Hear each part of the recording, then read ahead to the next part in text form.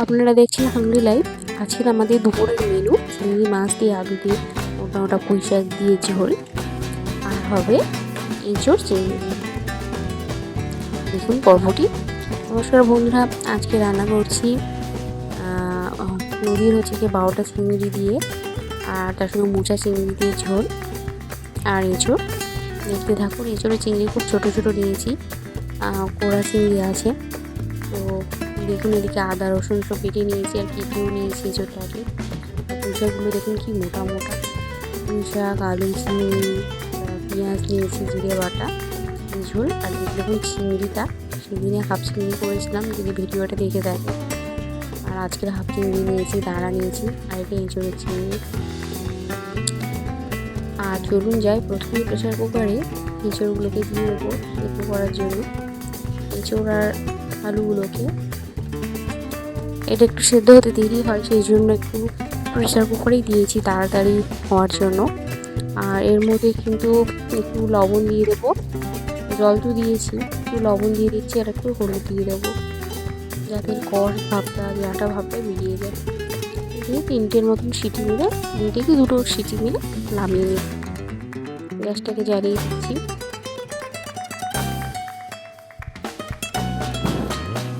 আর এদিকে দেখুন কড়াইটাও বসিয়ে দিয়েছি, দিয়ে গ্যাসটাকে জ্বালিয়ে দিলাম। আর এদিকে চলে এসেছি চিংড়ি মাছগুলোতে নুন হলুদ মাখিয়ে নিতে। স্বাদ মতন লবণ আর হলুদ দিয়ে দিলাম। আর এদিকে কড়াইটাও গরম হয়ে গেছে, দিয়ে দিচ্ছি এখানে রিফাইন অয়েল। রিফাইন তেলটা গরম হলে দিয়ে দেবো চিংড়িগুলো একটু লাল লাল করে ভেজে নেব। আর এখানে শুধুমাত্র তরকারি চিংড়িটাই দিচ্ছি, এঁচোড়ের জন্য যে চিংড়িটা ওটা দিইনি, শুধুমাত্র তরকারি করার জন্য চিংড়িটাকে দিলাম। একটু লাল লাল করে ভেজে নেব। লাল লাল করে ভাজা হয়ে গেছে, এবার তুলে নিচ্ছি।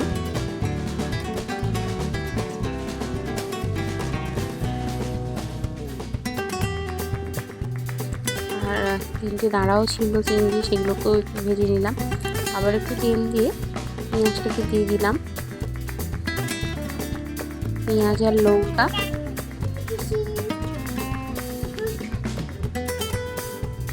লঙ্কাটাকে একটু লাল লাল করে ভেজে নেব।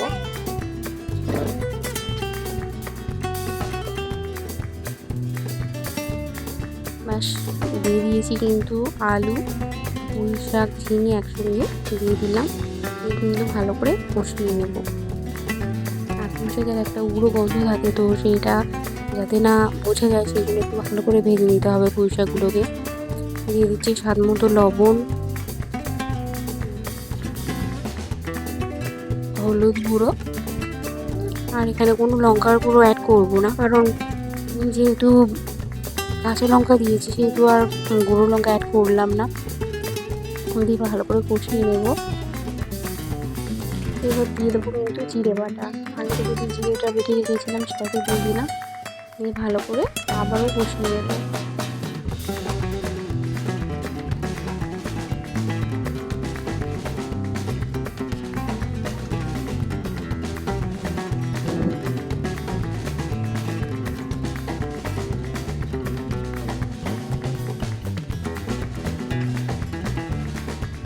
ভালো করে কষানো হয়ে গেছে।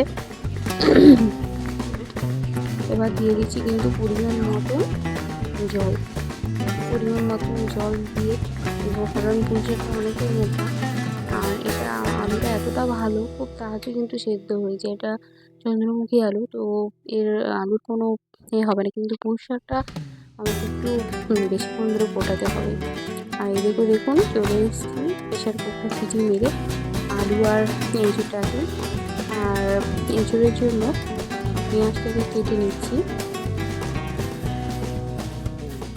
আর এদিকে লবণ হলুদ মাখিয়ে নিচ্ছি এঁচোড়ের চিংড়িটা। চলুন যাই, তরকারিটা কতটুকু হলো দেখুন। তো দেখুন এদিকেও কিন্তু একদম টকবক করে পুরো ফুটছে। ঝোলটা আমার কিন্তু আলুও সেদ্ধ হয়ে গেছে। দিয়ে দেবো কিন্তু চিংড়িগুলো। আগে দেখেছি ভেজে রেখেছিলাম চিংড়িগুলোকে, দিয়ে দিলাম। দিয়ে দিলাম সেই চিংড়িগুলো। ব্যাস এবার একটু কিছুক্ষণ ফোটার পালা। কারণ চিংড়ির দাঁড়াগুলো একটু সেদ্ধ হবে বা চিংড়িটাও একটু সেদ্ধ হবে।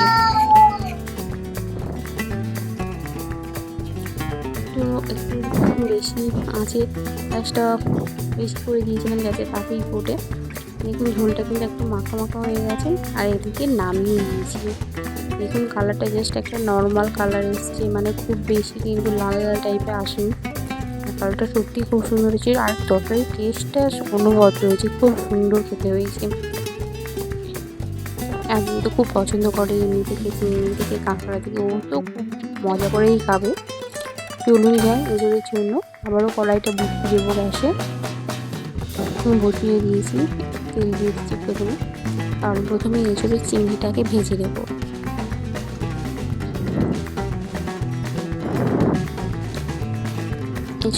এঁচড়ে চিংড়িগুলোকে দিয়ে দিলাম তেলের মধ্যে, দিয়ে একটু লাল লাল করে ভেজে নেব।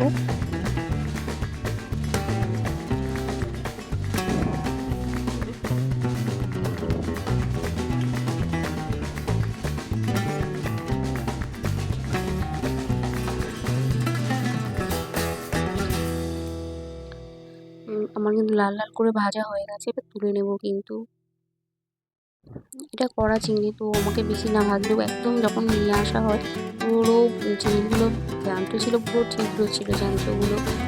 আর এঁচোড়টা কিন্তু আমাদের গাছের এঁচোড় পাড়া হয়েছে, মানে আমাদের এই গাছটাতে এঁচোড় মানে খাওয়াটাই ভালো। কারণ কাঁঠাল পাকলেই খাওয়া যায় না, একটু নরম হয়ে যায় কাঁঠাল। মানে আমি আগে থেকেই জানুন বা পরে হয়তো একটু পাকটা ধরে নিয়েছিল, একদম বেঁকে যাবে, মানে খাওয়ার যোগ্য না, মানে জুস করে ভাগ করে খেতে হবে এরকম। ওই জন্য আমাদের এঁচড়গুলো পাড়া হয়ে গেছে, খেয়ে নেওয়া হয়।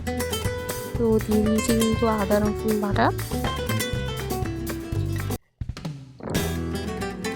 দিয়ে কিন্তু ভালো করে কষিয়ে নিয়ে দিয়ে দিলাম লবণ, দিয়ে দেবো হলুদ গুঁড়ো, লঙ্কার গুঁড়ো। আর একটু ঝাল ঝাল হলে ভালো লাগে এঁচড়টা। এঁচড় অনেকে নিরামিষই খেতেও পছন্দ করো, এমনিতে নিরামিষিও হয়। তো আমি আজকে চিংড়ি দিয়েই করছি, আগের দিনে করেছিলাম নিরামিষি, খেতে খুবই ভালো লেগেছিলো।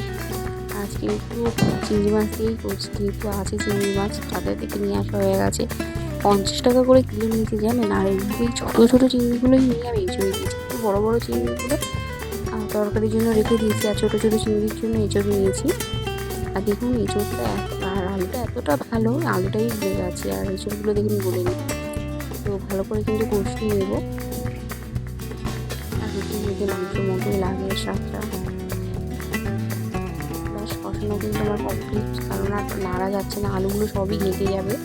তো সেই জন্য তাড়াতাড়ি করে জলটাই দিয়ে দিলাম, আর বেশি জল দেবো না, যাতে আলুটা আর না মানে একদম গলে না যায়। তো সেই জন্য বেশি আর নাড়াচাড়া করলাম না, বা জলও বেশি দিইনি। আর চিংড়িটাকে দিয়ে দিলাম এর মধ্যে, সেটু দেওয়ার পালা। দেখুন ফুটিয়ে উঠেছে একদম। আর টেস্ট করার জন্য একটু একটু দেখতে ঝাল তেল কেমন কতটা ভালো হয়েছে। আর ওপর থেকে একটু গরম মশলা ছড়িয়ে দিলাম। তো গরম মশলা দিলেও ভালো লাগে, বা না দিলেও ভালো লাগে, টেস্টটাই অন্যরকম, সত্যি মাংসের মতো খেতে লাগে। এবার চলুন গ্যাসটা অফ করে দিলাম, এবার নামিয়ে নেব। কালারটা দেখুন জাস্ট অনবদ্য এসছে, খুব সুন্দর এসছে। আমি খেতে পছন্দ করি, একটু ঝাল ঝাল করেছি, তো একদমই মানে গালেই নেবে না। এটার জন্য ঝোলটা করেছি, সাদামাটাই করেছি, যাতে খেতে মানে পারে। আর এই তরকারিটাও তো খেতে পছন্দ করবে না। তবে ভালো থাকবেন, সুস্থ থাকবেন, সকলকে ধন্যবাদ।